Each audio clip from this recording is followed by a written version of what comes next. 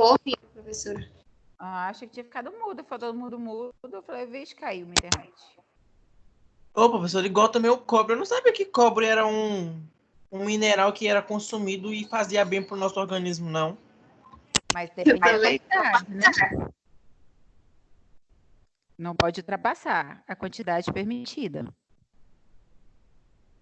Porque pode causar intoxicação.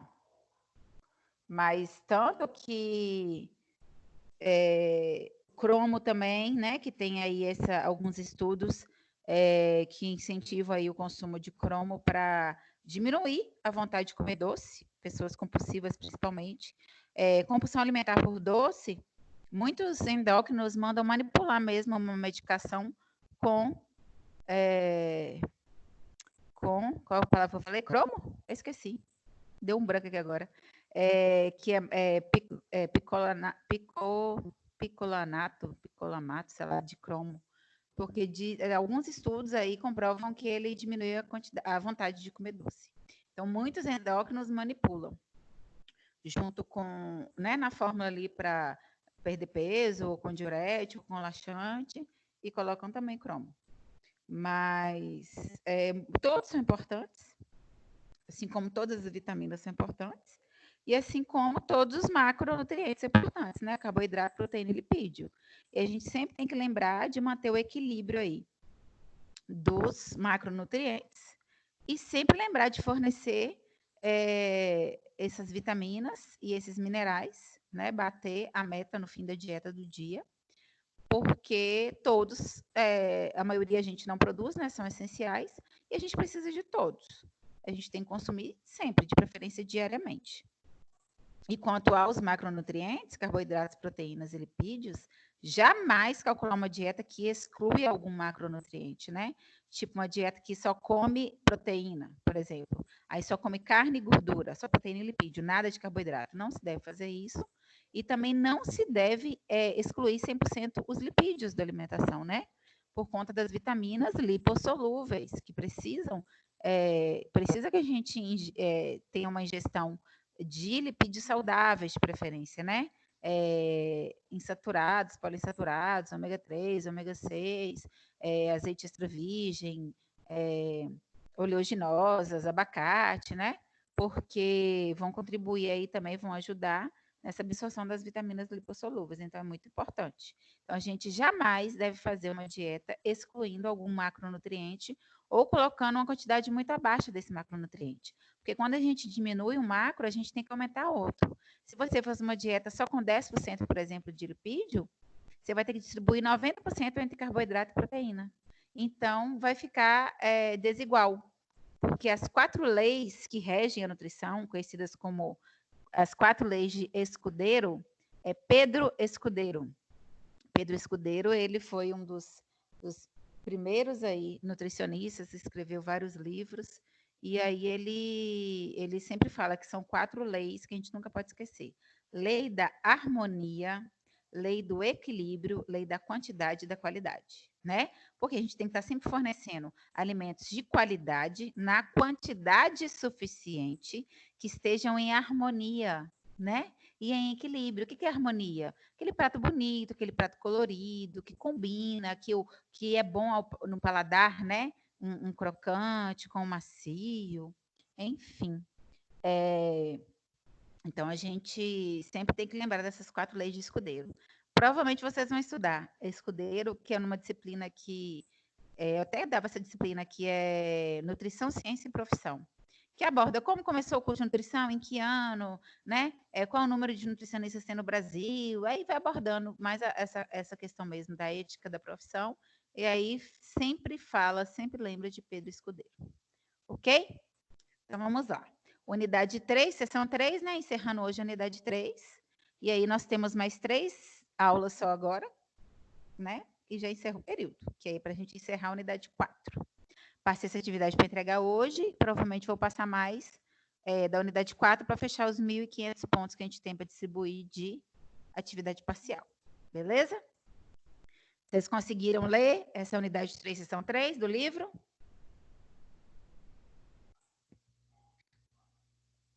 Conseguiram tentar fazer os exercícios? Hein, gente?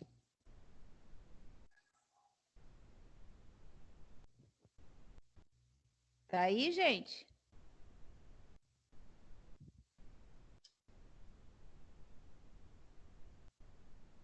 Alô, tem alguém aí?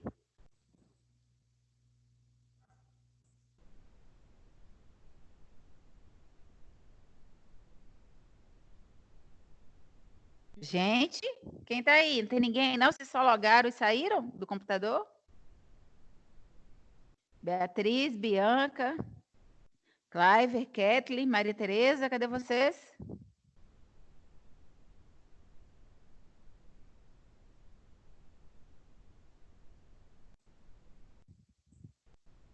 Gente, vocês estão me ouvindo ou não ficou mudo?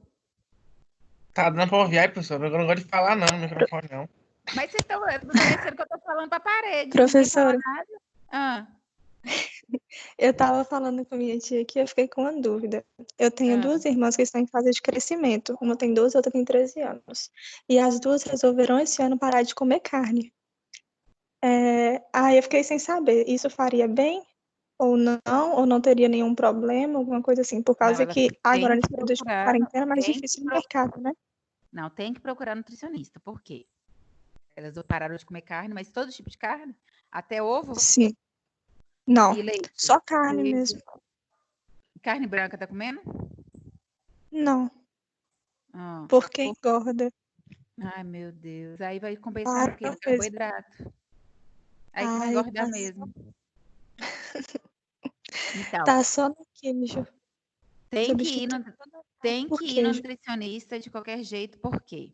Justamente porque está em fase de crescimento, 12, 13 anos, precisa de proteína, que a proteína é construtora, né?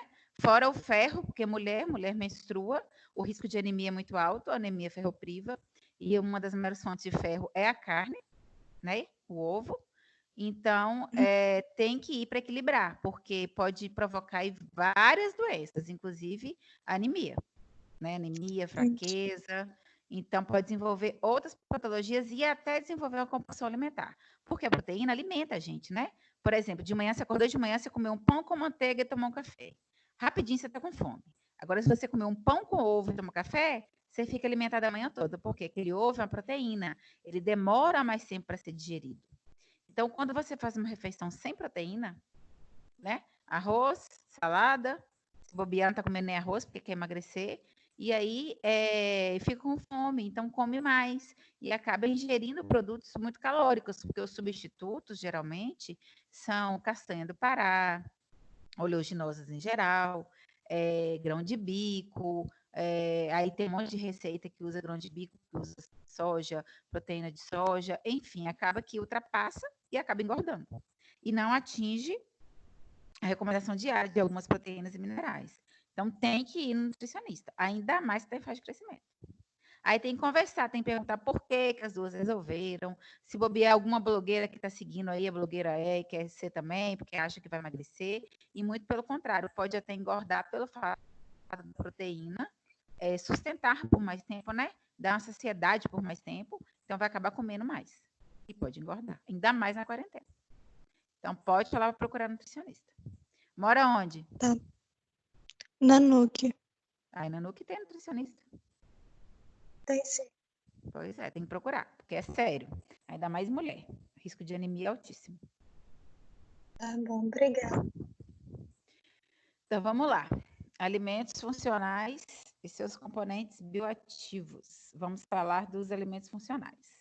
Porque no livro de vocês, igual ninguém falou isso e já leu, não leu, tem que ler e fazer os exercícios, viu? Essa unidade ela chama composição dos alimentos, outras substâncias químicas, né? A gente falou de vitaminas, minerais, agora vamos falar outras substâncias químicas. Aí eles abordam os compostos bioativos, taninos, flavonoides, antocianinas. Aí eu achei interessante eu focar mais nessa parte que a gente utiliza mais, que é mais importante a gente saber. Que são os elementos funcionais, né? Que está tão em alta, e os compostos bioativos. Então vamos lá. A nutrição é uma importante ciência da saúde que tem evoluído muito nas 3 últimas décadas, sendo a nutrição funcional uma especialidade desta ciência que tem contribuído para esta evolução. A nutrição funcional é um campo da ciência da nutrição que estuda a interação dos nutrientes e fitoquímicos com os processos bioquímicos e fisiológicos do ser humano. Vocês já ouviram falar, gente, nos fitoquímicos? Alguém já fez uso de fitoquímicos? Fitoterapia? Não, nunca ouvi falar, não. Pois é, nutricionista antes poderia receitar normalmente fitoquímicos. Agora é obrigatório fazer uma pós-graduação, ser reconhecida essa pós-graduação para poder colocar na dieta. O que é? Chá, né? Os fitoquímicos, que são chás diuréticos, chás laxantes, chás para digestão, enfim. Qualquer receita agora só pode nutricionista que fez a pós-graduação. Não pode mais ser qualquer nutricionista. Por mais que a gente saiba, conheça, utilize, saiba que faz bem, a gente não pode receitar. Não pode ter nosso carimbo lá. Se você não for, tiver a pós em fotoquímicos ou fitoquímicos. O que são alimentos funcionais? Estes alimentos eram definidos como alimentos usados como parte de uma dieta saudável. Porém, demonstravam características fisiológicas benéficas e ou redução de risco de doenças crônicas, além de suas funções básicas da nutrição, né? Então, inicialmente era só alimentação saudável e começou a ter mais estudos, mais pesquisas e descobriu que tinha muitas características benéficas. Aí a portaria número 398 de 30 de abril de 99 da Secretaria de Vigilância Sanitária do Ministério da Saúde define que o alimento funcional é todo aquele alimento ou ingrediente, né, daquele alimento, além das funções nutricionais básicas, quando consumido na dieta usual, produz efeitos metabólicos e ou fisiológicos e ou efeitos benéficos à saúde, devendo ser seguro para o consumo sem supervisão médica, né? Ou seja, muitas pessoas fazem o uso da uva escura ou suco de uva, tomar um copo de suco de uva integral todo dia, ou uma taça de vinho todo dia. Alguém sabe por quê? Alguém já ouviu falar que faz bem? Consumir uva escura ou vinho ou suco de uva integral? Ou ninguém nunca ouviu falar sobre isso?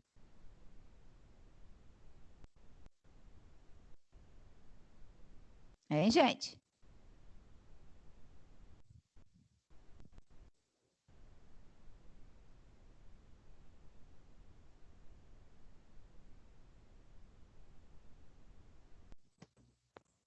Hein, gente? Já ouviram falar da importância do consumo da uva escura ou do vinho ou do suco de uva? Já, sim ou não? Já. E o que tem de tão importante aí na uva, no vinho e no suco? Não sei não, professora. Pois é. O que acontece? Existe na uva, né?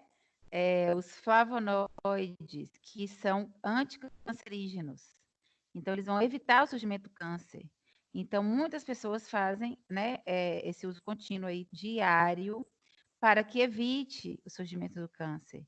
E aí tem outras substâncias também anticancerígenas, que ajudam também na questão da radicais livres, né? Câncer de próstata, câncer de mama. Tem vários alimentos, né? Frutas, verduras, que já tem comprovação científica de que o consumo ali regular retarda o surgimento de algumas doenças. Então, de acordo com a Anvisa, de 99, procedimentos para o registro de alimentos e ou novos ingredientes, cuja característica é de não necessitar de um padrão de identidade e qualidade, PIC, para registrar um alimento, além de permitir o registro de novos produtos sem histórico de consumo no país e também novas formas de comercialização para produtos já consumidos, né?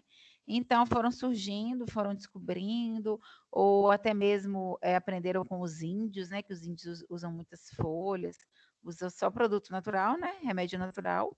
Então, existe. Eu tenho uma amiga de faculdade que fez mestrado, doutorado e está fazendo pós-doutorado em alimentação indígena. Ela é indigenista que fala.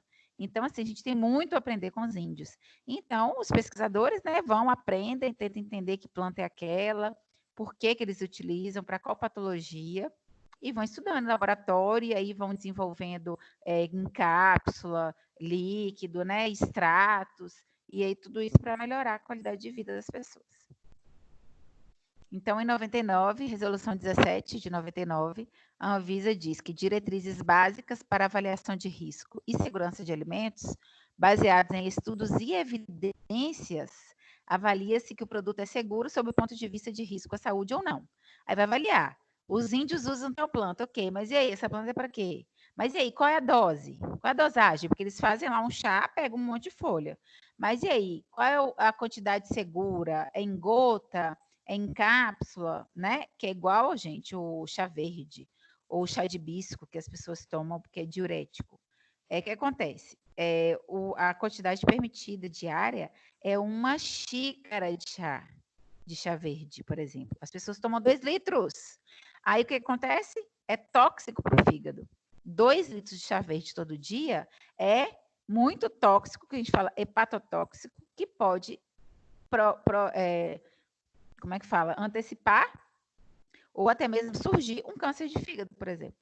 Ele é hepatotóxico, o excesso de chá verde. E a maioria das pessoas acha, para emagrecer, vou tomar chá verde. Faz 2 litros de chá no dia, toma tudo no dia. E não pode, é 1 xícara de chá, que é o permitido pela Anvisa, né? Através de estudos e evidências, é a quantidade que a gente deve ingerir para não sobrecarregar o nosso fígado. Assim como o chá de hibisco, que as pessoas tomam como diurético para desinchar, ele é o quê? Ele causa esterilidade. Então, mulheres em idade fértil, se tomar todo dia 1 litro, 2 litros de chá de hibisco, podem ficar estéreis, não conseguir mais ter filho. Então, é muito sério. A recomendação é 1 xícara por dia, e as pessoas tomam 2 litros. Então, a diferença, né, entre o medicamento e o veneno está na dose. Então, para tudo entrar no mercado, a Anvisa tem que aprovar. Aí, 1899 da Anvisa, resolução, regulamento técnico que estabelece as diretrizes básicas para análise e comprovação de propriedades funcionais e ou de saúde alegadas em rotulagem dos alimentos. Então, tem que vir escrito lá no rótulo para que serve, né? Qual é a substância, tudo direitinho. Então, nesta última resolução, 2 definições foram estabelecidas.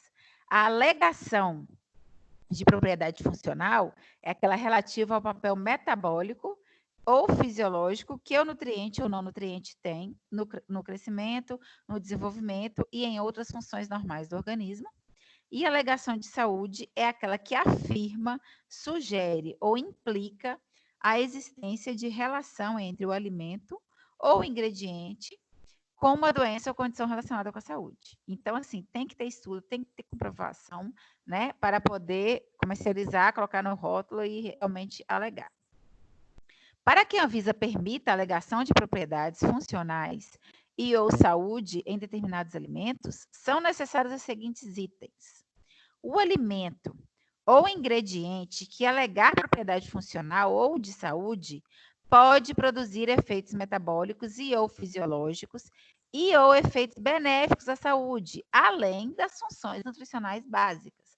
Por exemplo, descobriu aí uva. Uva é gostoso? É. Uva tem fibra? Tem. Suco de uva é gostoso? É. Beleza. A uva tem lá todas essas funções nutricionais de uva tem, de fibra, né, de carboidrato e tal. Aí descobriu que na uva tem flavonoide. E aí o quê? Anticancerígeno. Então, descobriu, depois de vários estudos, várias comprovações, de que existe na uva, né, um componente, uma propriedade funcional. Além dela ter todas as funções nutricionais dela, de alimentar, de ter fibra, de ter carboidrato, de ser uma fruta, de ter água, enfim. Então, o alimento ele não deixa de ser bom. Além dele continuar sendo bom, dele continuar alimentando, ele ainda tem também uma propriedade funcional, né?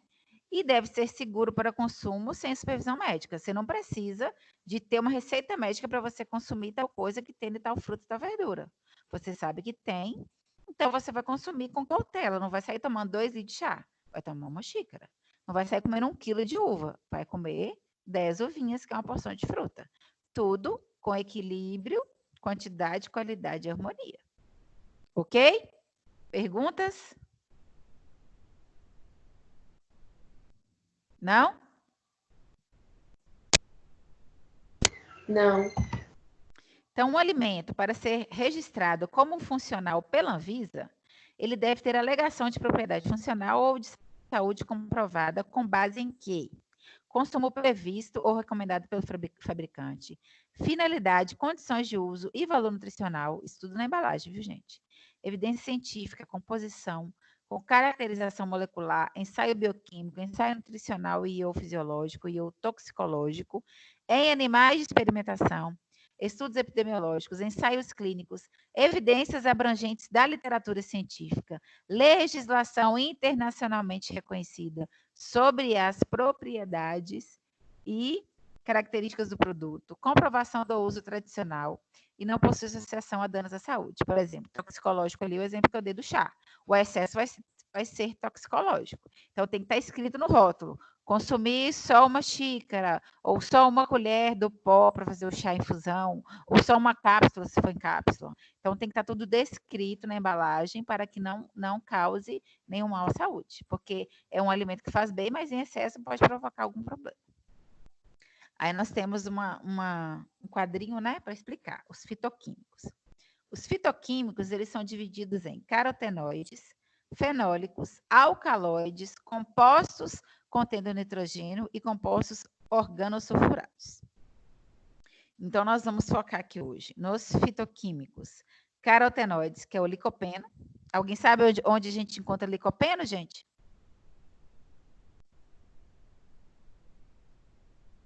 Já ouviram falar em licopeno? Eu não. Ninguém? Eu também não. Licopeno é encontrado geralmente em frutas vermelhas, né? Tomate, melancia. E ele é ótimo para o câncer de próstata, para evitar o câncer de próstata. Licopeno, principalmente para os homens. Temos os flavonoides, né? Os flavonoides aí que eu falei da uva. Antocianinas e isoflavonoides. Então, nós vamos ver esses que são os mais importantes e os mais usuais, né? Carotenoides. Os carotenoides compreendem um grupo de substâncias antioxidantes pertencente à classe dos terpenos. São substâncias responsáveis pela pigmentação dos alimentos, portanto, conferem coloração às plantas, como o laranja, o vermelho e o verde escuro. Os carotenoides são substâncias tetraterpênicas formadas por um grupo de mais de 600 compostos químicos, porém apenas 10% destas são precursores da vitamina A. Então, carotenoides têm um pouco de vitamina A, que é geralmente o quê? Laranja, né? Abóbora, cenoura, tem vitamina A. Carotenoides. Beta-caroteno, já ouviu falar, né, gente? Beta-caroteno? Já sim. Cenoura e bronze, bronzeador. Então, aqui, ó, quais são os que têm maior quantidade de vitamina A, né? Atividade provitamínica A. O beta-caroteno é o vencedor, né? Então, os alimentos que têm beta-caroteno são os que têm vitamina A, que é cenoura, abóbora, geralmente os laranjas. Então, a principal característica dos carotenoides é sua ação antioxidante a partir da neutralização dos radicais peróxidos. Por se tratar de substâncias lipossolúveis, tem sua ação principalmente em meios lipídicos. Desta forma, desempenha um papel importante nos radicais livres que danificam as membranas celulares. Então, gente, essas substâncias pequenininhas que tem nas frutas e nas verduras, em quantidades certas, elas vão funcionar como antioxidantes, né? É por isso que é tão importante o consumo. E temos aí o licopeno. O licopeno apresenta maior capacidade antioxidante em relação aos outros carotenoides. Está presente em maior concentração na casca dos alimentos.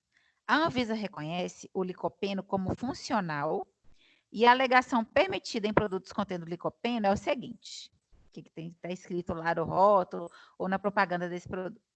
O licopeno tem ação antioxidante que protege as células contra os radicais livres.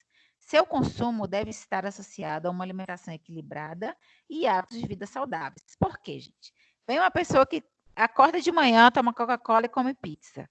Almoça feijoada, janta rabada. Aí ela acha que se ela consumir licopeno, ela está salva porque ele é um antioxidante.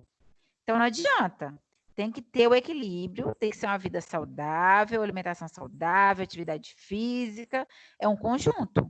Não existe alimento milagroso, né? A partir do momento que a pessoa come tudo certinho, pratica atividade física, bebe muita água, mantém o peso, né, ideal, não é efeito sanfona, não enfia o pé na jaca todo final de semana, não consome muito álcool, não fuma. Então, é claro que o licopeno vai auxiliar, vai ajudar, né? Agora, a pessoa está toda errada e acha que é só consumir um licopeno, só consumir um flavonoide que ele está salvo. Não. Então, tem que deixar claro que não é um alimento milagroso, ele sozinho não vai fazer milagre. Ele pode estar associado, ele deve estar associado, né, a uma alimentação equilibrada e hábitos de vida saudáveis. Aí sim, pode ser que faça algum efeito. Ok, gente? Perguntas?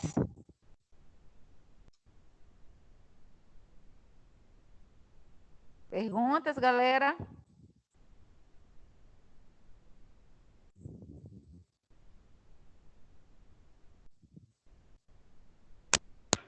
Tá tranquilo por enquanto.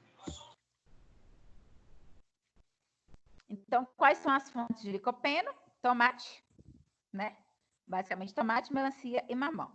Geralmente são os vermelhos. Então, o tomate fresco, né, tem de 3,1 a 7,75 miligramas de licopeno em 100 gramas. O tomate processado já tem mais, 11,21. O extrato de tomate enlatado tem 30 miligramas em cada 100 gramas de extrato, porque, gente, é concentrado. Tem muito mais tomate ali e menos água, né? Porque o extrato mesmo é super grosso. Suco de tomate processado, 7,8. Sopa de tomate enlatada, 3,99. Ketchup, 16,60, porque ketchup também vai ter muito tomate ali concentrado. Ketchup bom, né?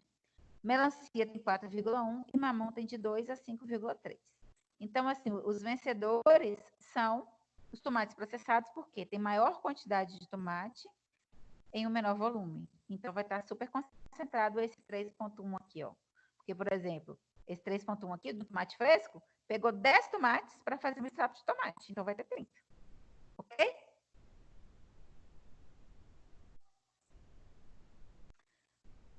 Flavonoides. Os flavonoides são compostos fenólicos produzidos por plantas e são responsáveis pela cor e sabor. Ações anti-inflamatórias, hormonais, anti-hemorrágicas, antialérgicas e até mesmo para evitar o aparecimento do câncer. O efeito mais importante dos flavonoides é a propriedade antioxidante, uma importante substância que combate os radicais livres do corpo humano, desintoxicando o organismo e aproveitando melhor os nutrientes. As fontes flavonoides, ó, uva escura, frutas vermelhas, né, morango, cranberry, amora, jabuticaba, alguns chás, chocolate 70% cacau acima, maçã, soja e alho. Resveratrol. Já ouviram esse nome, gente? Resveratrol. Importantíssimo, não esqueçam esse nome. O resveratrol é um flavonoide pertencente ao grupo dos estilbenos e possui efeito antioxidante que são comuns aos polifenóis. Além disso, o consumo do resveratrol tem sido associado a um menor risco de doenças cardiovasculares e câncer. Até então, os estudos comprovam que ele ajuda a diminuir a quantidade de lipídio na corrente sanguínea, né? Diminui, evita deslipidemias e câncer. Então, o resveratrol tem propriedade antioxidante, propriedade vasodilatadoras, propriedades cardioprotetoras, controle e prevenção de diabetes, proteção antiviral, efeito neuroprotetor e efeitos anti-inflamatórios. Então, maravilhoso, né? Temos que incluir resveratrol na nossa alimentação diariamente, que só tem benefício. Concorda? Qual é a fonte? Uva, suco de uva integral e o vinho. As uvas de casca escura possuem uma quantidade 10 vezes maior. Ih, não estou enxergando. 10 vezes maior em relação às uvas mais claras, né? Então, de preferência, as uvas escuras. E essa do meio aqui, ó, é a que tem maior quantidade de resveratrol. Então, gente, quem não gosta de uva, ou quem não consegue consumir uva todo dia, porque não tem para comprar, pode ser um copo de suco de uva integral. Só que tem que tomar cuidado, porque um copo de suco de uva integral tem muita caloria, porque uva tem muita caloria. Uma porção de uva, gente, uma porção de fruta, uma maçã, uma banana, uma laranja. Aí o que equivale a uma porção de fruta de uva? Só 10 uvinhas dessas. Ninguém come só 10 uvinhas dessas, todo mundo come um cacho desse. Então, quem come um cacho desse está comendo aí uma média de 3 frutas ou mais. Então, o suco concentrado, consequentemente, vai ter muita caloria. Então, a gente tem que ter muito cuidado com o consumo de suco integral, porque tem gente que abusa, compra aquele litro, 1,5 litro de suco lá da Campo Largo e toma em 2 dias, vai engordar. Então, você tem que deixar claro para o seu paciente que o resveratrol é muito bom, deve ser consumido de preferência diariamente, mas são 10 frutinhas ou um copo pequeno de suco, e não 1 litro de suco por dia ou 1 quilo de uva, né? Então, tem que ir com calma. Quercetina. Alguém ouviu falar dessa palavra? Quercetina? Não? Não.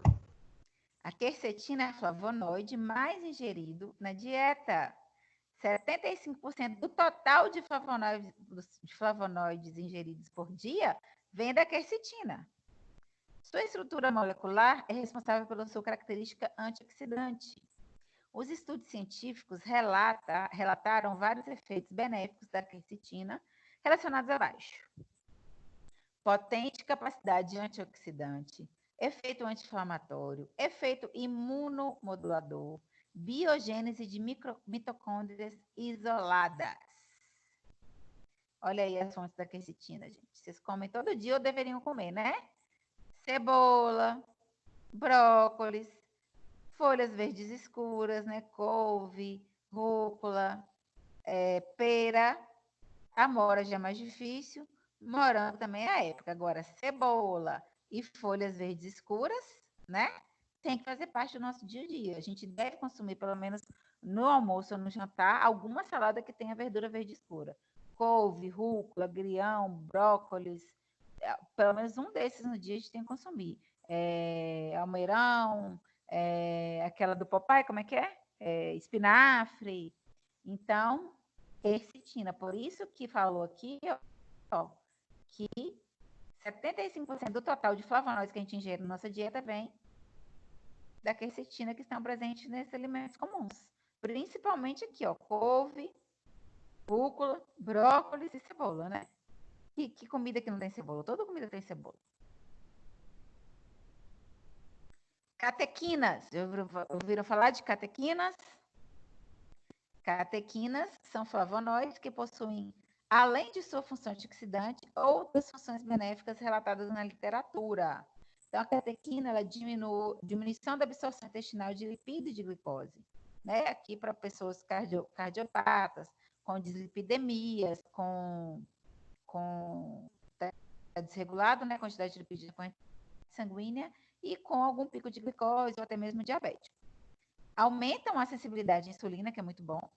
Diminuição da lipogênese, aumento do gasto energético, efeito anti-inflamatório, efeito antitumorigênico e controle da obesidade, diabetes, esteatose hepática e câncer. Catequinas. Onde estão as catequinas? Uvas, morango e folhas verde escura. Mais uma vez, morango, gente, tem um baixíssimo índice glicêmico. Tanto que uma porção de morango, eu falei, uma porção de uva são 10 uvinhas só. Uma porção de morango são 20 morangos. 20 morangos é uma caixinha daquela, praticamente, né? Uma caixinha daquela de morango equivale a quê? 60 calorias.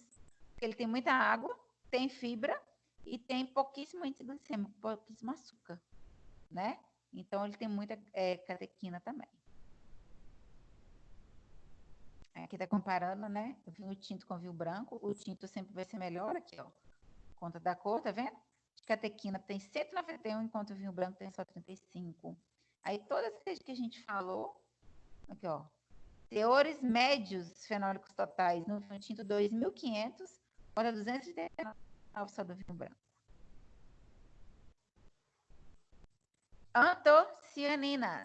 Antocianinas também vocês sabem muito bem que é. Agora vocês vão associar. Antocianinas são pigmentos fenólicos ligados aos açúcares, que conferem às flores e alguns frutos suas cores características. Controle da adipogênese, né, aumento do número de células adiposas, levando a um controle anti-obesidade, aumento da adiponectina, hormônio relacionado ao aumento da sensibilidade à insulina e geralmente diminuindo o diabetes, e efeito antioxidante. Onde que estão as antocianinas? Os roxinhos, né? Ameixa, berinjela, amora, isso aqui é o quê? Vermelhinho aqui. Nem sei que fruta é essa. Os cambelos aqui. Framboesa. Framboesa, isso mesmo. Frutas vermelhas, né? Que são, a gente, aqui na região é difícil de encontrar, mas a gente consegue comprar congelado. Em supermercado tem frutas vermelhas congeladas. E naquele negócio que abriu em Teixeira, perto do sinal ali da Pão Gostoso, que vende polpa de fruta, mercado da fábrica, eu acho. Lá também tem, é até mais barato que no supermercado. Muitas pessoas compram congelados para fazer sorvete ou para bater mesmo, fazer suco. Então, é muito importante o consumo. O que é mais fácil para a gente? Banana, né? Banana é o mais barato de todos. A berinjela é muito barata também, só que tem que saber fazer, que não é todo mundo que gosta de comer. Aí muitas pessoas vão fazer o quê? Empanada, frita, aí não vai adiantar. Tem que ser assada, você pode cortar, misturar com cebola, alho, azeite, assar. Faz um antepasto de berinjela. Tem aquelas comidas árabes também que você coloca na boca do fogão a berinjela desse jeito e ela vai cozinhando. Aí depois você raspa a parte de dentro e faz uma massinha. A ameixa também, tem época que tá cara, tem época que tá barata. E o bom da ameixa é que a ameixa é igual morango. Tem muita água, muita fibra, tanto que a ameixa é utilizada para constipação intestinal. E ela tem pouquíssimo açúcar. Então, a porção de uma fruta, de uma banana, por exemplo, são 4 ameixas dessa. Imagina você comer 4 ameixas dessa. Você vai ficar sustentado ali um tempão, né? Que é até melhor do que só uma banana. E o aspargo, que é tão utilizado pelas blogueiras, que é tão utilizado nos Estados Unidos, porém, para a gente é muito caro o aspargo. 1 quilo de aspargo no Brasil é mais de R$30, né? Então, assim, é surreal a gente acrescentar na dieta aspargo de qualquer pessoa. Tem que ser uma pessoa que tem muita condição financeira, né? Mas o aspargo também é fonte. Mas o que é mais acessível é, sem dúvida, a banana e a berinjela, que são mais baratos. E tem gente que tem pé de amora em casa, né? Quem tem pé de amora em casa sabe que a casa fica toda manchada, porque ele mancha, é muito roxo. Tem concentração muito, muito alta de antocianina. Ok? Isoflavonas são fitoestrógenos derivados da fração proteica da soja e de seus derivados. Dentre as isoflavonas mais encontradas, podemos destacar a genisteína e a didizeína. Tem um efeito antitumorogênico, prevenção de câncer de mama, de ovário e de próstata, prevenção de doenças cardiovasculares e controle de sintomas da menopausa.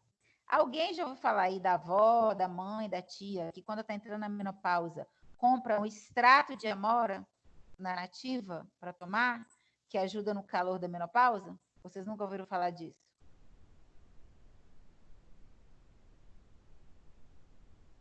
Hein, gente? Eu não. Eu não. Pois é. É um auxílio para as mulheres na menopausa, aquele calor. esse extrato da amora, justamente porque a amora, né, é muito concentrada pela cor, aí faz extrato da folha, aí você compra o extrato e pinga, igual extrato de própolis, e também os derivados da soja.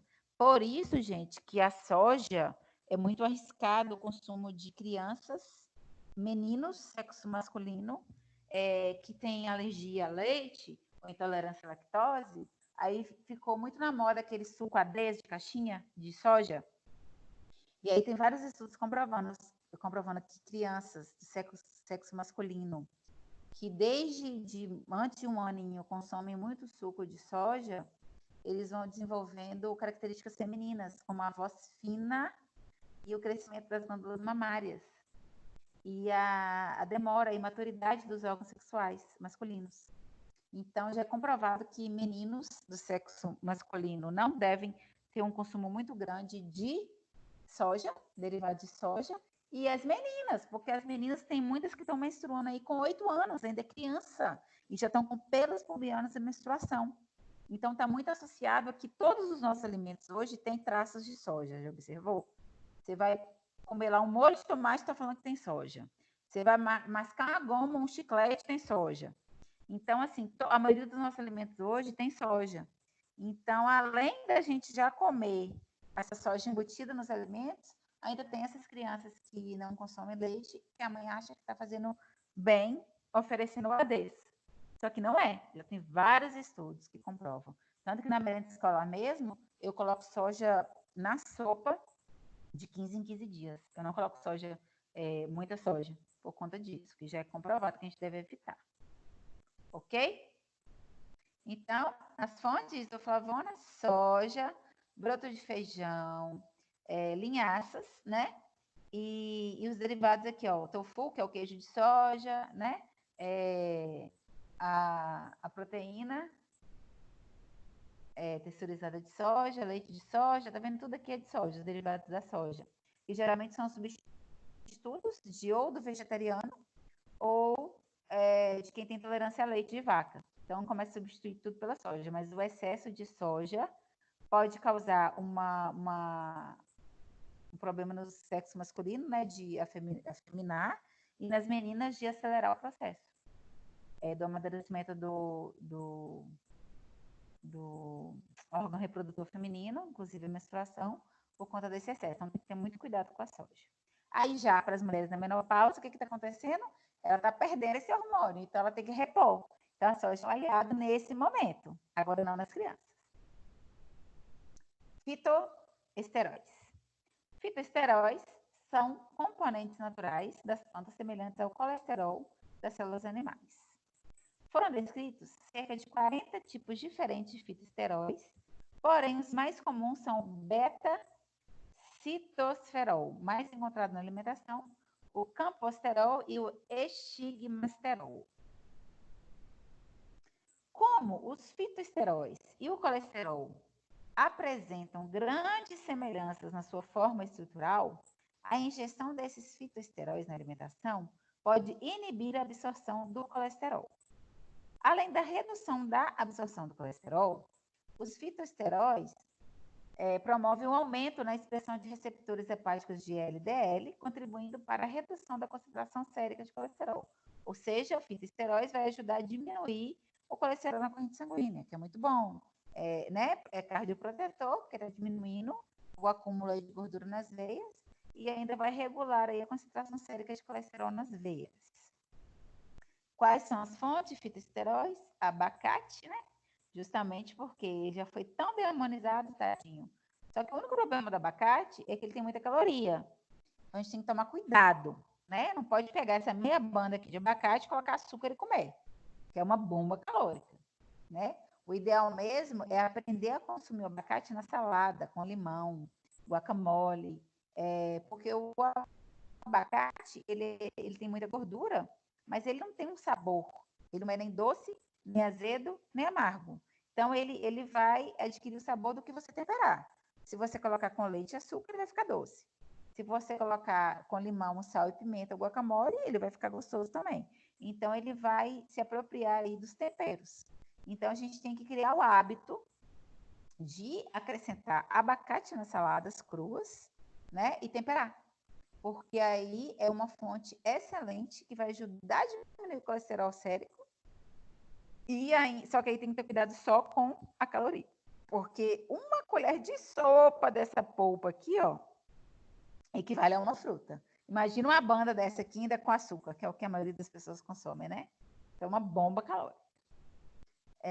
Nozes, né? Milho e a soja novamente.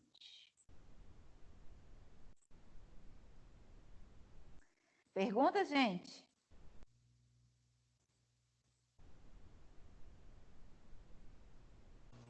Não. Acharam difícil? Muito nome difícil, né?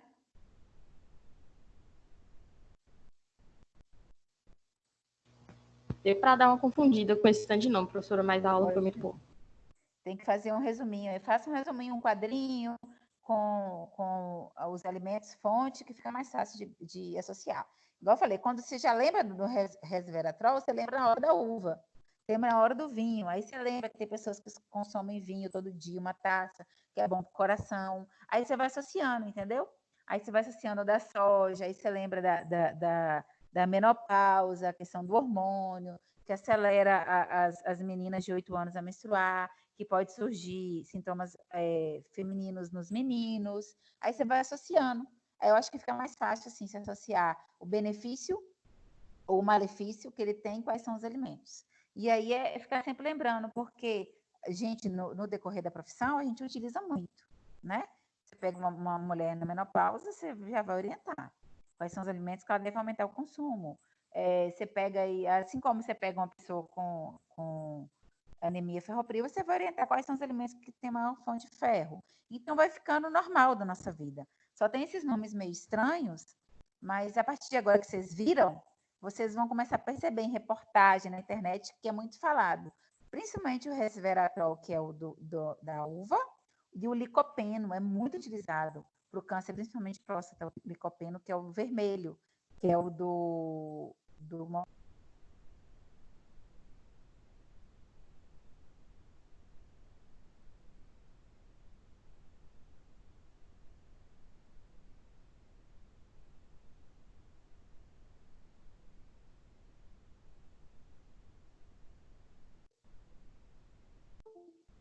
Minha internet caiu. Vocês estão me ouvindo? Estou. Agora sim. Então, aí vocês vão, agora que vocês viram, vocês vão ver bastante nas redes sociais, na internet. Aí fica melhor de vocês associarem. Mas faz o quadrinho assim, ó, do alimento fonte e o nome, né? Igual a fonte do fitosterol. Fitosterol é bom para quê? Fitosterol é bom para o controle de colesterol na corrente sanguínea. Quais são? Abacate, nozes, milho e soja. Aí vocês vão associando que fica mais fácil, né? Faz o quadrinho para vocês estudarem que é melhor. Perguntas, gente?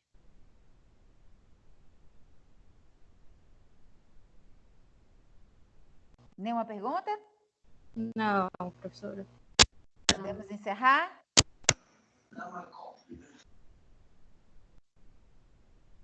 Podemos encerrar? Foi bem tranquila hoje a aula. As informações só. Foi bem tranquila a aula hoje. Foi, né?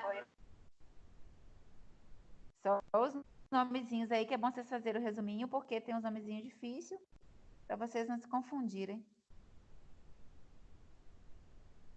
Né?